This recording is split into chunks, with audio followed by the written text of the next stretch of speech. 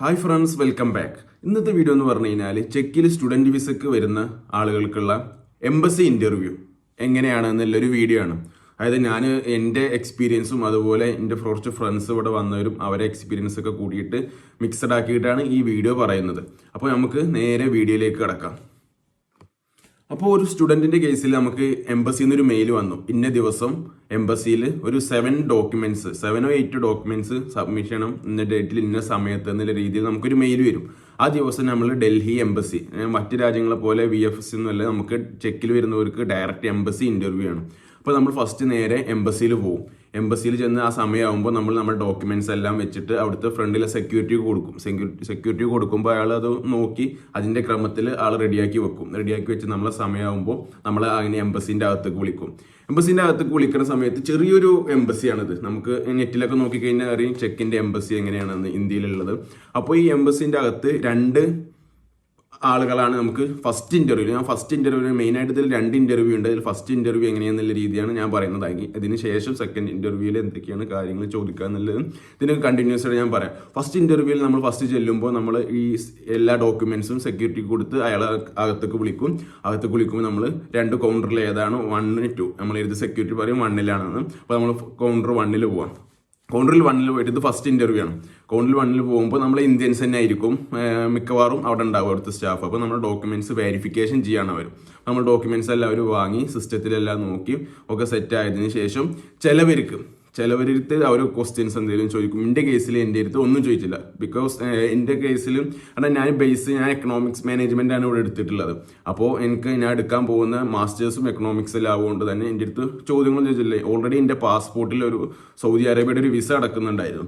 അപ്പോൾ അവർ എൻ്റെ അടുത്ത് ചോദിച്ചു ഇതെന്താണ് വിസ. അപ്പോൾ ഞാൻ ചോദിച്ചു ഫാമിലി വിസിറ്റിങ്ങിന് വേണ്ടി പോയതാണ്, അതാണ് ഇത്ര ദിവസം നിന്നതാണെന്നൊക്കെ പറഞ്ഞപ്പോൾ ഓക്കെ.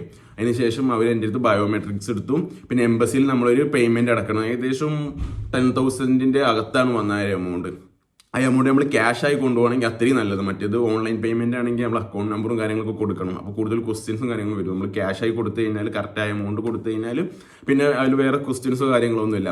അപ്പോൾ നമ്മൾ നേരെ ആ ബയോമെട്രിക് എടുത്തതിന് ശേഷം നമ്മൾ ക്യാഷ് കൊടുത്തു കഴിഞ്ഞാൽ നമുക്കൊരു പുറത്ത് വെയിറ്റ് ചെയ്യാൻ പറയും അവർ.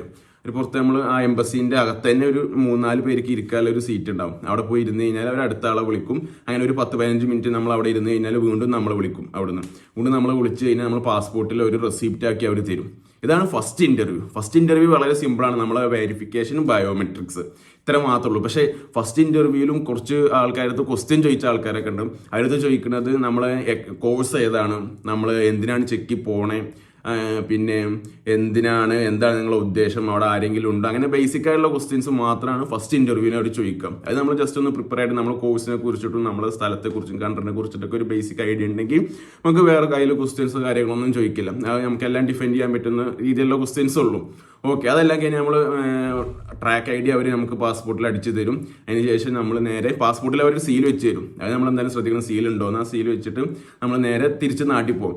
1.5 months ഉള്ളിൽ നമുക്ക് ഒരു മെയിൽ വരും. അപ്രൂവൽ ആണെങ്കിൽ ഞങ്ങൾ വിസ അപ്രൂവൽ ആയിട്ടുണ്ട്, വേറെ പ്രശ്നങ്ങളൊന്നുമില്ല, ഇന്ന ദിവസം എംബസിയിൽ വന്നു കഴിഞ്ഞാൽ വിസ അടിച്ചു തരും എന്നുള്ള രീതിയിൽ അപ്രൂവൽ മെയിൽ വരും. ചിലവർക്ക് റിജക്ഷൻ വരും, നിങ്ങൾക്ക് ഇങ്ങനെ തരാൻ പറ്റില്ല എന്നുള്ള രീതിയിൽ റിജക്ഷൻ വരും. ചിലവർക്ക് റീ ഇൻ്റർവ്യൂ വരും. ഇപ്പോഴത്തെ കേസിൽ കൂടുതൽ പേർക്കും റീ ഇൻ്റർവ്യൂ വരുന്നുണ്ട്. ഈ റീ ഇൻ്റർവ്യൂ വരുന്ന ആൾക്കാരെന്ന് പറഞ്ഞു കഴിഞ്ഞാൽ ഈ ഇയർ ഗ്യാപ്പ് ഉള്ളത്, ഇപ്പോൾ നമ്മൾ 2022 ഡിഗ്രി കഴിഞ്ഞും 2008 or 10 years ഒക്കെ ഇയർ ഗ്യാപ്പ് ഉള്ളവർ, അങ്ങനെ ഇയർ ഗ്യാപ്പ് കൂടുതലുള്ളവർക്കാണ് റീ ഇൻ്റർവ്യൂ വരുന്നത്. അതേപോലെ ഈ നമ്മൾ കഴിഞ്ഞ ഡിഗ്രി ചെയ്ത കോഴ്സും ഇപ്പോൾ നമ്മൾ ചെയ്യാൻ പോകുന്ന കോഴ്സും യാതൊരു കണക്ഷനും ഇല്ലാത്തവർക്കൊക്കെയാണ് റീ ഇൻ്റർവ്യൂ വരുന്ന കേസ്. പക്ഷേ ചിലവർക്ക് അങ്ങനെ വരുന്നില്ല. ഒരു 5 years 6 years ഇയർ ഗ്യാപ്പുള്ളവർക്ക് റീ ഇൻ്റർവ്യൂ വരുന്നില്ല. എന്നാൽ ചിലവർക്ക് വരുന്നതൊക്കെ ഡിപ്പെൻസ് ആണ്.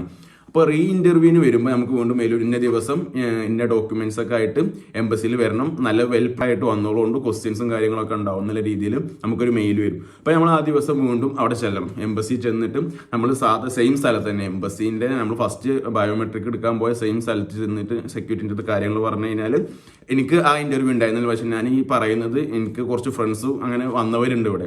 അപ്പോൾ അവരെ എക്സ്പീരിയൻസ്, അവരടുത്ത് എന്തൊക്കെ ചോദ്യങ്ങൾ ചോദിക്കുന്ന രീതിയിലാണ് ഞാൻ ഈ വീഡിയോ നിങ്ങളടുത്ത് ഷെയർ ചെയ്യാൻ പോകുന്നത്. അതായത് ഇതെന്നെ ചോദിക്കുന്നു ഇങ്ങനെയൊന്നുമില്ല.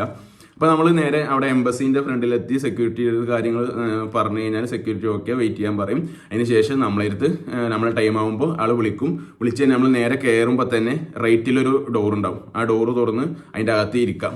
അതിൻ്റെ അകത്താണ് നമ്മളെ സെക്കൻഡ് ഇൻ്റർവ്യൂ എന്ന് പറഞ്ഞു കഴിഞ്ഞാലും നമ്മളെ ചെക്കിലുള്ള ഒരു സിറ്റിസൺ ആയിരിക്കും നമ്മളെ ഇൻ്റർവ്യൂ ചെയ്യാം. അത് വീഡിയോ ഫുൾ റെക്കോർഡഡ് ആയിരിക്കും.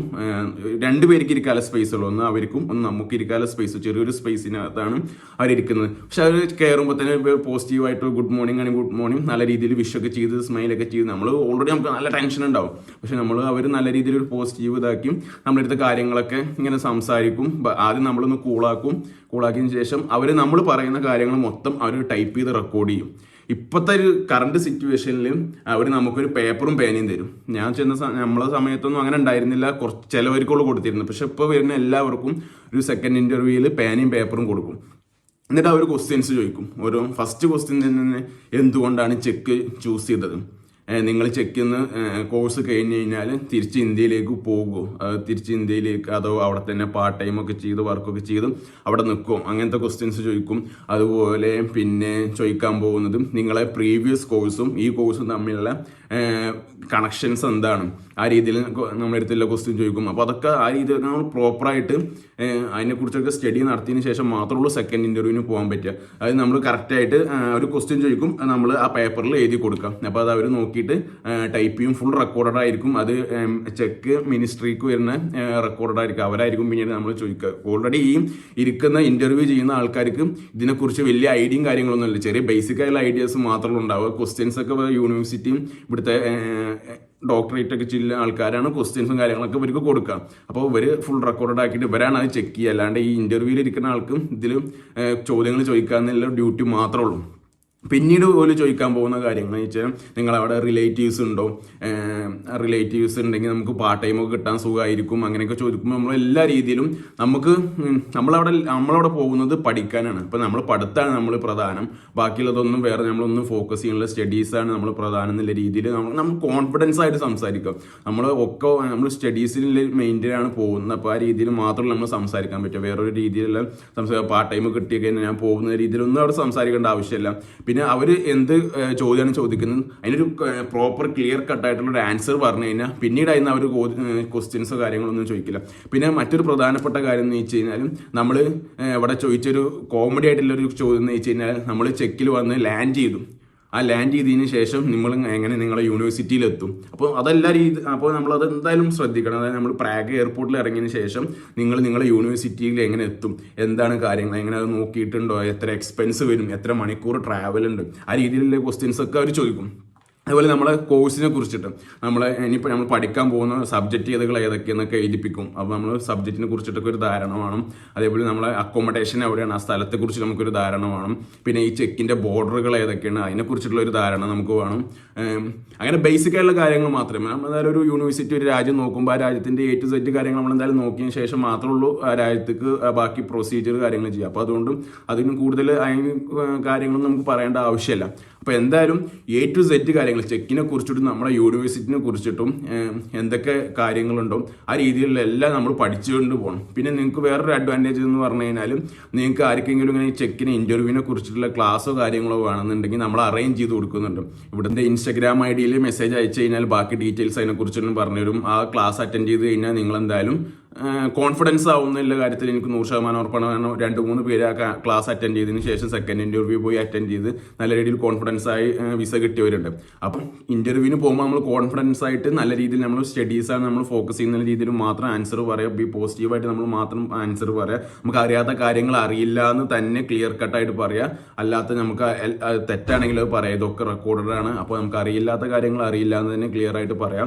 അപ്പോൾ എല്ലാവർക്കും all the best. Interview attend ചെയ്യാൻ പോകുന്നവർക്ക് വേണ്ടിയിട്ട് ഈ വീഡിയോ ഇടുന്നത്. ഒരുപാട് പേര് എന്നോട് ചോദിച്ചു, അതിൻ്റെ ഭാഗമായിട്ടാണ് ഞാൻ ഇടുന്നത്. അപ്പോൾ അടുത്ത വീഡിയോ ആയിട്ട് വീണ്ടും കാണാം. ബൈ.